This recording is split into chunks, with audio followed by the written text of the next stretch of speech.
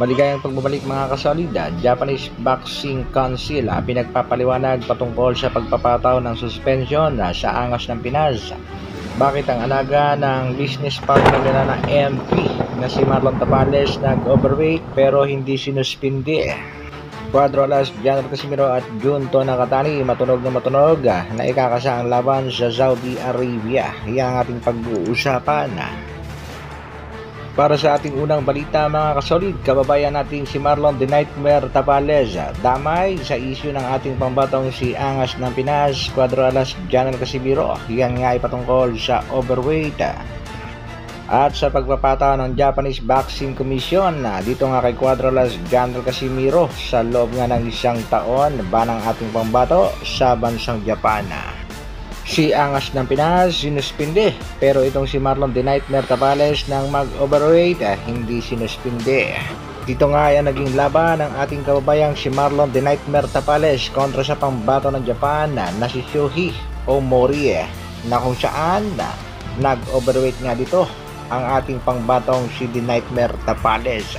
Bagamat binaklasan ng titulo ang ating pangbatong si Tapales, hindi naman siya sinuspindi ng Japanese Boxing Commission. Sa labang ito nga mga kasolid, panalo si Tapales by round 11 technical knockout. Dahil nga dyan ay pinagpapaliwanag itong Japanese Boxing Commission patungkol sa naging biglaang pag-suspindi sa ating pambatong si Alas. Komento nga nitong si Mr. Bad Aratiles.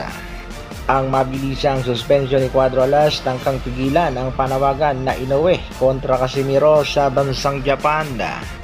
Isa pa sa mga nakikitang dahilan kung bakit biglaan ang pagsuspende sa ating pangbatong si Angas ng Pinas ay dahil nga sa pinakita nitong lakas sa kanyang huling laban sa bansang Japan kontra nga dito kay Saul Sanchez. Nakaramdam nga itong si Mr. Ohashi maging itong si The Monster Naoya Inoue na kung sakaling matutuloy ang bakbakang Casimiro at Naoya Inoue ay may posibilidad na matalo ang pangbato ng Japan na si The Monster Naoya Inoue. Napapabalita rin mga kasolid na kung aakyat ng featherweight division itong si Cuadro Alas, General Casimiro ay mananatili itong si Naoya Inoue sa super bantamweight division at maaaring dito na nga magretiro ang Japanese cartel at lalabanan na lamang nitong si Inoue ang mga alaga nitong MP promotion na si Mr. Shan.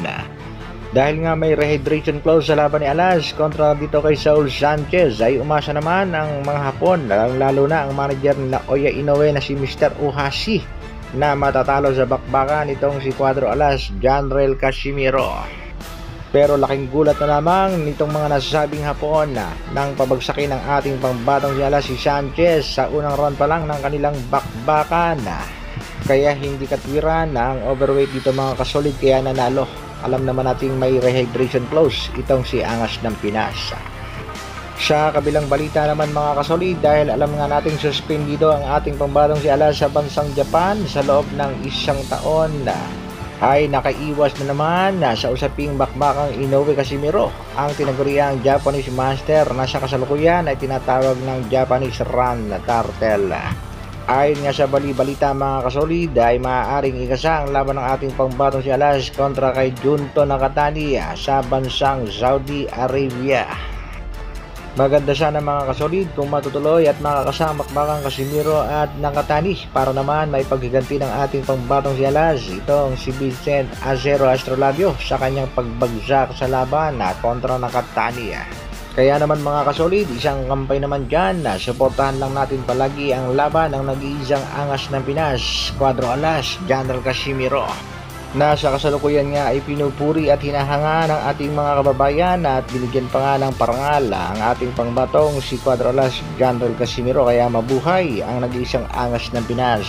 Shout out sa ating kasolid Reynolds.